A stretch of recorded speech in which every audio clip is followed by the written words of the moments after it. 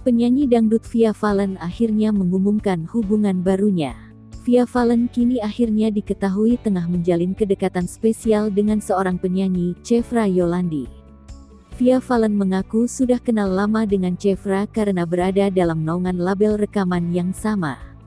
Di usianya yang tak lagi muda, Via Valen tak menampik bahwa ia sebenarnya ingin segera menikah.